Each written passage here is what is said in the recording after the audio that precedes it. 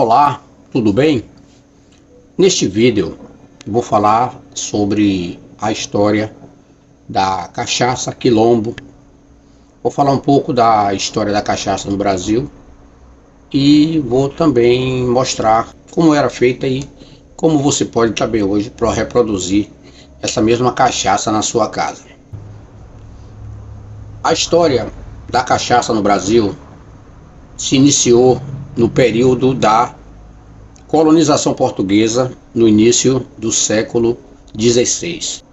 A produção de açúcar foi responsável por grande parte da receita gerada pela colônia portuguesa. E com a produção do açúcar, se iniciou também a produção de cachaça, mas era proibido por lei exportar cachaça. Era proibido até vender cachaça. A coroa portuguesa queria que os colonos e quem nascia no Brasil, os brasilianos, consumissem vinho e principalmente o vinho do Porto, que era um dos produtos comercializados bem com um bom nome, né? Portugal tinha essa tradição de produzir um vinho muito bom. Só que os moradores dos trópicos, das áreas tropicais, não eram muito amantes dos vinhos. Então a cachaça era produzida quase que clandestinamente. E mesmo assim os senhores dos engenhos começaram a produzir a cachaça por uma questão bastante prática, mais até do que comercial, inicialmente. Que era o seguinte: como o escravizado tinha uma vida a sobrevida, né, de apenas 7 anos, ou seja, cada pessoa escravizada na África trazida para o Brasil, quando ela chegava aqui, ela só durava 7 anos, então era um sofrimento muito grande. Era comum eles oferecerem bebidas para essas pessoas escravizadas, para amenizar a dor e até entre aspas, um certo conforto físico, né, porque a cachaça dava essa condição.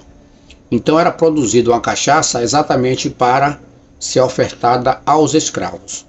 A branquinha, a canjibrina, a leva mais um, tem aí quase 4.000 nomes. Ela aqui no Brasil era proibido produzir cachaça. Contudo, a partir do século XVII, a partir de 1640, por aí, segundo os grandes estudiosos da cachaça, começaram a produção de cachaça para trocar por escravizados na África. A cachaça caiu no gosto dos africanos, principalmente em Angola, e era trocado os escravos por cachaça. Então o governo português no começo criou a maior dificuldade possível para evitar essa troca, porque eles queriam trocar vinho por escravos, mas o africano ele não queria o vinho, ele não gostava do vinho, ele gostava da cachaça e da cachaça brasileira, naquela época já produzida no Rio de Janeiro, na Bahia e em Pernambuco. Então, para vocês terem uma ideia, alguns historiadores dizem que no século XVII, em cada 4 escravos trazidos da África para o Brasil, um era trocado por cachaça. A cachaça era muito cara lá na África, era um preço absurdo. E os senhores de engenho na Bahia, no Nordeste principalmente, perceberam isso. Primeiro a fazer o contrabando da cachaça para trocar por escravizados na África. Depois, quando o governo português viu que não tinha jeito, aceitou, entre aspas, desde que se pagasse 600 réis por cada pipa de cachaça levada para a África. Uma pipa, que é um barril grande, ele tem em torno de 450 litros de cachaça. Então a cachaça já vinha há muito tempo na nossa história, na história da colonização brasileira. E aqui no Brasil era comum se dar 1 litro de cachaça para cada escravo todos os dias ao final do expediente. Os escravos, dependendo de onde trabalhassem, eles tinham força de trabalho de sol à lua, que chamava, né? Assim que o sol nascia, começava o trabalho, e esse trabalho só terminava quando escurecia. Isso na lavoura. Na lavoura. Então, era um trabalho tão árduo que cada escravo só vivia 7 anos. Ou seja, chegava um escravo aqui, na hora que ele chegava, o trabalho era tão árduo, as condições de vida eram tão precárias, que ele só sobrevivia 7 anos. Por conta disso, dava-se cachaça para os escravizados para, entre aspas, amenizar o sofrimento. Então, era uma forma que o colonizador tinha de manter o escravizado, digamos assim, em um certo conforto. Será que pode haver conforto na escravidão? Que eu duvido que tenha.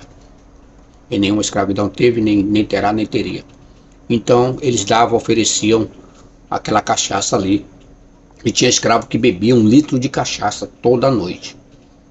Se tivesse sobrevivido, teriam se tornado alcoólatras com facilidade.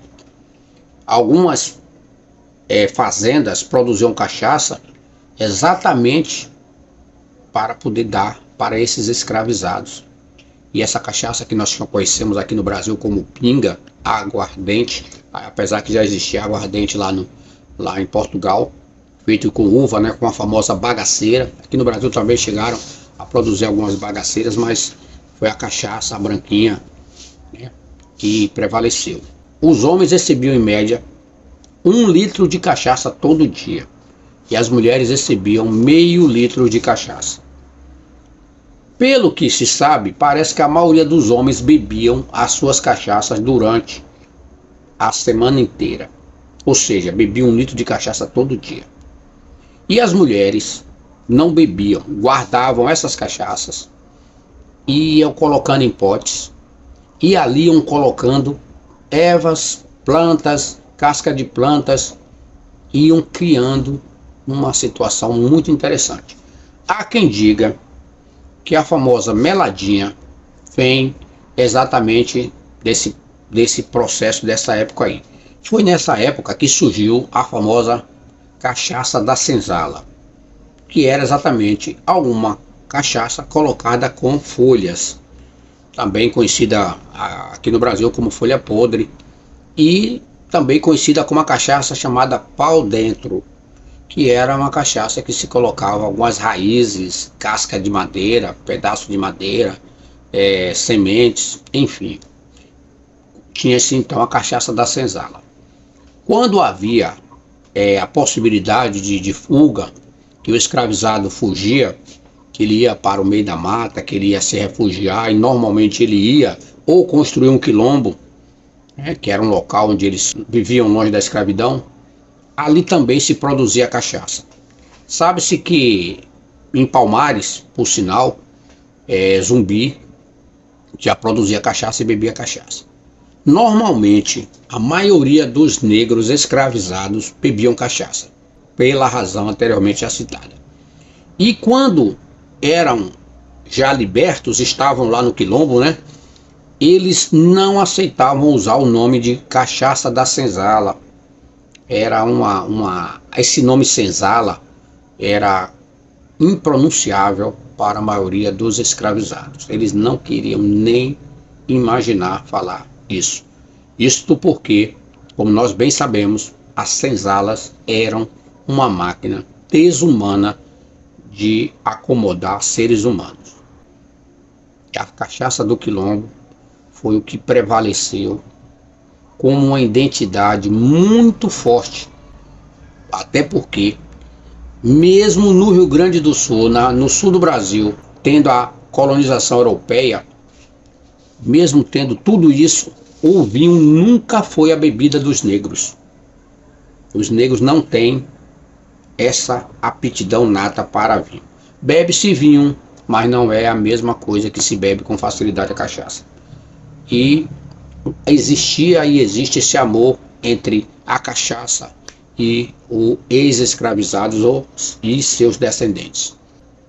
Nas minhas pesquisas, eu tive a oportunidade de conversar com algumas pessoas aqui, pessoas bastante antigas, e que me deram algumas indicações de como essa cachaça era preparada. porque a cachaça do Quilombo era muito utilizada na produção de farinha. Isso mesmo, quando iam fazer a raspagem da mandioca, a trituração da mandioca e a preparação da farinha, do beiju, da tapioca, enfim, dos subprodutos da mandioca, se bebia muita cachaça. E os homens tomavam um tipo de cachaça e as mulheres bebiam outro tipo de cachaça. Normalmente essa cachaça usada nos quilombos e que prevaleceu e que os meus ancestrais usavam, que eu tive acesso a essas informações, eram cachaças que levavam alguns ingredientes. Ou seja, a maioria desse pessoal que trouxe a tradição de beber cachaça lá da época do quilombo do Morro do Miriqui, dos demais quilombos que existiam aqui no Banco da Vitória, na região aqui das margens do Rio Cachoeira, era uma cachaça de infusão. E essa cachaça tinha, segundo o meu amigo Gogó de Sola, Carmelim do Anjo, e também essa mesma informação foi passada por Bibogo, através do pai dele, né, o saudoso Bibogo, nosso amigo Cardozinho, que morreu recentemente. Ele passou essa informação para a gente. Essa cachaça ela era aromatizada com umburana e semente de coentro. Era basicamente essa a receita da cachaça do Quilombo. É daí que vem a expressão que quando o cidadão estava bebendo demais, que ele bebia demais, ele dizia assim: hoje eu estou comendo coentro. Comendo coentro era uma corruptela aí de estar bêbado. E produzia-se então a cachaça do Quilombo, que eu tenho aqui um exemplar. Essa aqui está completando 2 anos de infusão, seguindo a mesma receita. Eu não posso balançar porque ela está decantada aqui, ó, mas está com um cheiro maravilhoso. Uma coisa assim, prazerosamente gostosa. Temos aqui a cachaça do Quilombo. E uma outra coisa interessante que eu gostaria de mostrar para vocês eram os artefatos que eram utilizados para beber essa cachaça. Normalmente, essa cachaça era bebida em casco de coco seco. Era uma tradição beber nisso aqui. Bebia-se assim, na verdade, como uma forma de protesto contra o colonizador, que bebia sempre em copos de porcelana ou até mesmo de vidro. O escravizado, como uma forma de protesto, ele recorria a essas cuias. Também eram utilizados essas outras cuias, né? Nesse caso aqui é uma cuia de cupuaçu, né? Existiam outras tantas plantas que davam frutos e a casca do fruto era usada como cuia.